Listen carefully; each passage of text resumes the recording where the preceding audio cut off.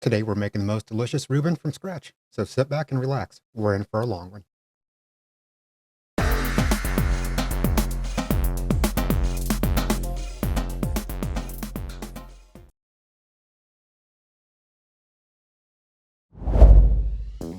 All right, first thing we need to do is about 10 to 14 days out, we're going to start in on our sauerkraut.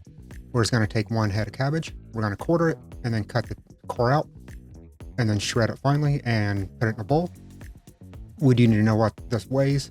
This one weighs about 1,500 grams.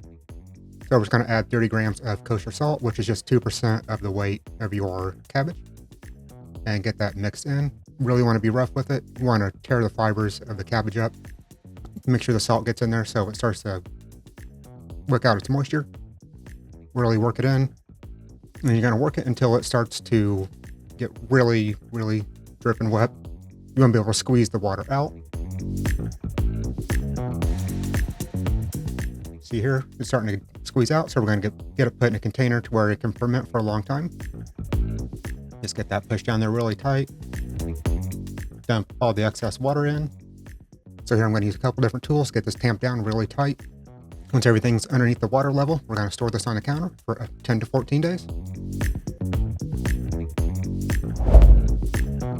For Reuben's, first thing we're going to do is we're going to start with this prime brisket here. This one is about 12 pounds. We're going to separate the flat from the point. Let's get started. Okay, let's go ahead and get this guy out of the package here. Do is flip it over, find the seam. And I'm just going to start cutting down this fat seam right here. Following it until we get everything separated. Now, this is completely optional. You can pastrami the entire brisket if you want to. In my opinion, I just think there's too much fat in the point and it doesn't turn out as good.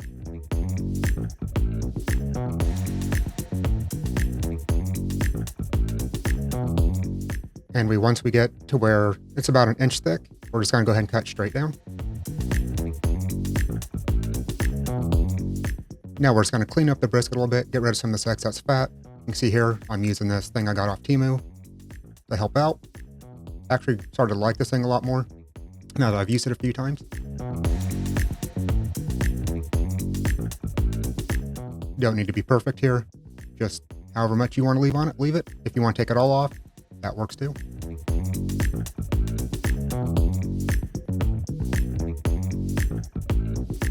And for our brine, to 1 gallon of warm water, we're going to add 8 grams of coriander, 160 grams of dark brown sugar, 9 grams of red pepper flakes, 15 grams of mustard seeds, 8 grams of whole clove, 4 bay leaves crushed, 10 juniper berries, 12 grams of pink curing salt, and 230 grams of kosher salt, and give that a good mix until well combined. Now get your brisket into a vessel that you want to brine in. I'm going to use a vacuum seal bag here because I guess I hate myself and I just like doing it this way. So once we get this all the way in there, come on, push a little harder. There we go. Gonna get our brine dumped in.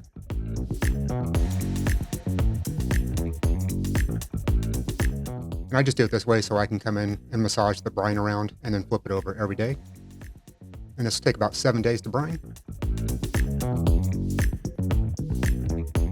Once all that's in there, all of it, there we go. Go ahead and get this sealed. And just to be safe, on both the top and bottom, you want to do 2 seals. Just in case if one of them's not perfect, there's the secondary backup one. And this will sit in the fridge, flipped, for 7 days, and we'll take it out and we'll get it rinsed off.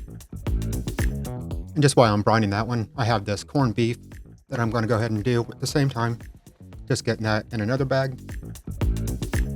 Pull out the little seasoning packet. We're going to go ahead and use that. Just dump that on. I'm going to add some rosemary to this, so just put 1 sprig on one side. Flip our bag over, put the other sprig on the other side. Throw some garlic in here too. Just crush that up, throw it in there, seal it. Same thing, we'll just brine this for 7 days also.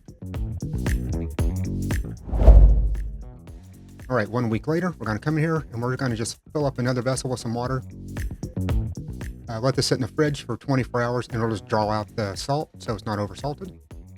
And one last thing before we call it a day, to 150 grams of bread flour, we're going to add 150 grams of water, a little bit of dry yeast, and some honey. This is called a Poolish, and it'll just make our rye bread have a little bit extra flavor. You could also use sourdough starter if you don't want to do this and you happen to have sourdough starter laying around. Give that a mix. Split it, put it on the counter.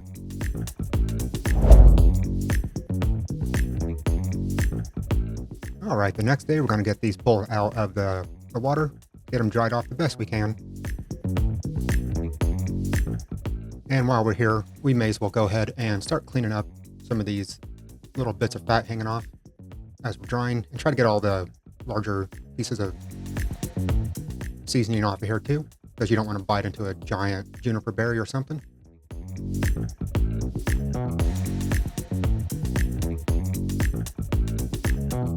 And here's just a few of those bits that need to be cut off, just non-appetizing looking pieces, or some harder fat that I found afterwards. Just get rid of that.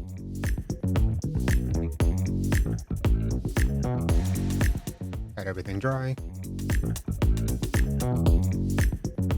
Now for our seasoning, we're only going to put this on the pastrami one. It is our rub is just 10 grams of pepper, 5 grams of coriander powder.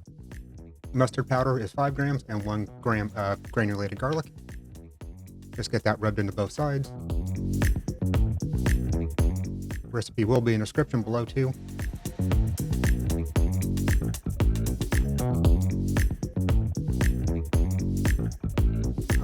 Go ahead and get our smoker going here. I'm going to use the offset for this pastrami. While the smoker's getting up to temp, I'm going to get the corned beef going. I tried to do it in a crock pot, but it just wouldn't get hot enough, so I'm going to do it over the stove inside of this Dutch oven here. Just put the meat in, dump enough water on it to keep it covered, and we're just going to let it go at a simmer for 3 hours, and then we'll come back and check on this. Once we've got to about 325 to 350, it's time to go ahead and get our pastrami put on. Just let that rock for about 5 hours.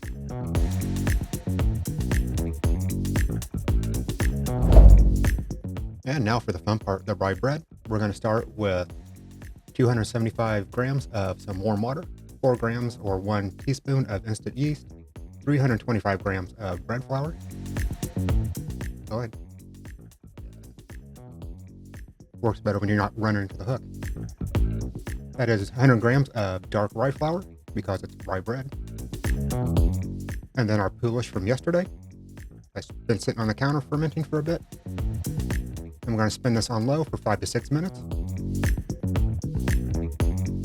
Let me know down below in the comments if you would ever make this bread or if you would just go to the store and buy it. And when the bowl is clean from the dough pulling it away, we're going to add 15 grams of caraway seeds. These can be hard to find at some grocery stores, so I'll provide a link in below of where I got mine from. We're going to spin this for 30 seconds, no more, because the caraway seeds will break the gluten chains. So I'm showing this in real time, so you know how long I did it for. Mine only took 15 seconds, so that's all I needed to do. And with a wet hand, we're going to reach in. We're going to try to tear this in a 60-40 split. 60% we're just going to put off on its own. And then to the other 40, we are going to add some cocoa powder. This won't add any flavor. Uh-oh.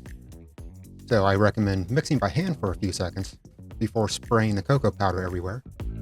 And then we can go ahead and mix this for another 30 seconds. Again, you don't want it to be too long or the caraway seeds will break the gluten chains. And once that's done, just pull that out, put it in a grease container, and we're going to proof both of these for 30 minutes.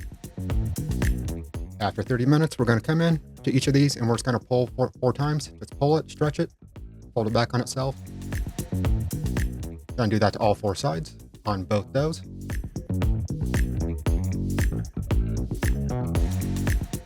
And once we're done stretching out each side, we'll put these back in the oven with the light on, no temperature, for another hour and a half. Afterwards, we'll get these two combined.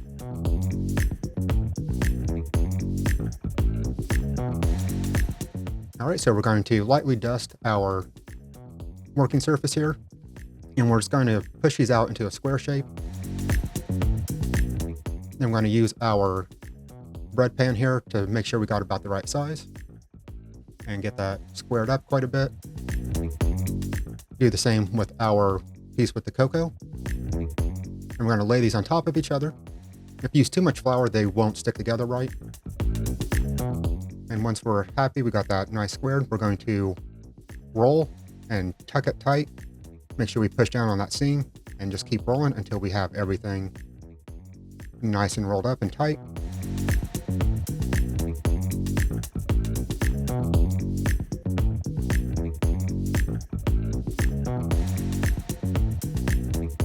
Okay, and just get that pushed together.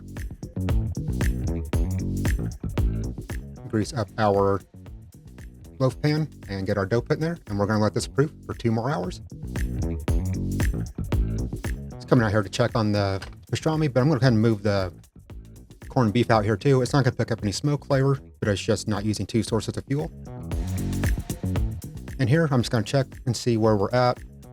You want it to have a little bit of pull. It's not giving me any pull, so let that go for quite a bit longer. I'm going to go ahead and wrap out the pastrami too. It has enough smoke flavor on it. Let's get that wrapped in some tin foil here. Get it pretty tight. See that color? The nice bark is formed. Get our probe put back in and let those go for about 3 more hours.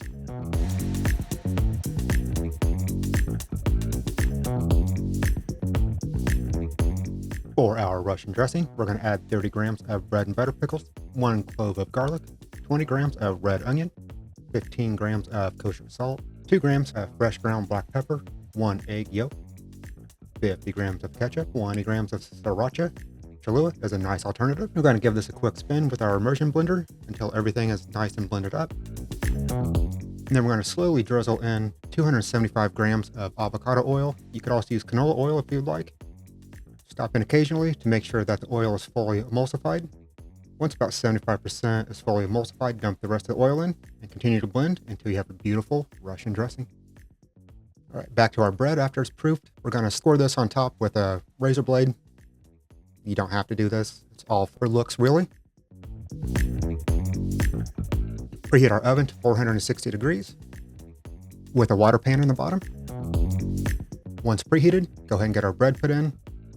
We're going to get a spray bottle and we're going to spray down all the metal just to make sure we have a lot of humidity, and also hit the top of the bread. All right, once that's been baked and cooled, time to get it dumped out. Get a nice cross section here. And I could have done better. All right, go ahead and check in on this after we have it pulled out. I'm going to do the corned beef first. Taking out of the water, give it a nice pull test. You can see here as it wants to shred, but not quite. That's exactly what we're looking for. Same thing on the pastrami. It's a little tighter, but good enough. Get a nice cut of this. This is the corned beef. Doesn't fall apart, but tears apart nicely. Pastrami is a little bit thicker cut, so it's a little bit harder to tear. Same thing. Comes apart. Go ahead and get our sandwich built. Take some of our Russian dressing. Get it slathered on our marble rye here. Pile high with some pastrami. Some of our sauerkraut. Bet you forgot about that stuff, didn't you? Take some Swiss cheese. Put it on a oven-safe container. Put that on the broiler for about 5 minutes. Top it off. Absolutely delicious sandwich. This is my second favorite sandwich I've ever made. Let me know down in the comments below if you would ever put this much work into a sandwich, take a week and a half just to make a sandwich. If you're new here, go ahead and hit the subscribe button. Don't forget to like. Hope to see you in the next video. Be sure to check out this other amazing video.